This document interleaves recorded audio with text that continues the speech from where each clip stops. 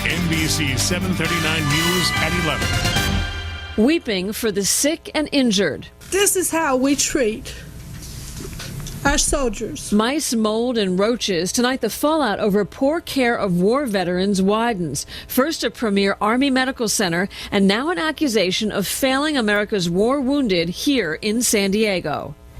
Good evening, and thank you for joining us. I'm Susan Taylor. And I'm Marty Levine. Heart-wrenching testimony on Capitol Hill as lawmakers hear about deplorable conditions at Walter Reed Army Medical Center. And as Catherine Garcia found out, the criticism expanding to other facilities, including one here in San Diego.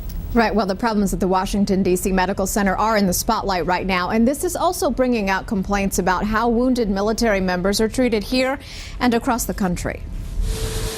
It was unforgivable for anybody to live. It wouldn't fit for anybody to live in a room like that. Specialist Jeremy Duncan first spoke out about conditions at Walter Reed, and now he's testified at a congressional hearing that's put Army leaders under scrutiny.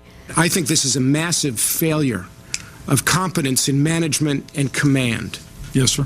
When was the first time you heard about these kinds of problems? When I saw the articles in the Washington Post. Also part of the Washington Post investigation, military health care across the country, including Sandy Karen's story. The Maryland mom also told NBC 739 about her 22-year-old son once stationed in San Diego. She says when he came home from Iraq last year, surgery left a 10-inch open stomach wound. Karen says he was discharged from Naval Medical Center San Diego to an outpatient barracks, which she told us was, quote, disgusting, with trash overflowing and fruit flies. She says he would have laid there and rotted, so I said, you're not staying there. Instead, she stayed with him in a Navy lodge. She tells us, these kids are giving their lives to their country. Can't we give something to them? It's just how this wife of an injured soldier feels after seeing conditions at Walter Reed.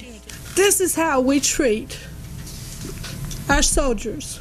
But they're good enough to go and sacrifice their life, and we give them nothing.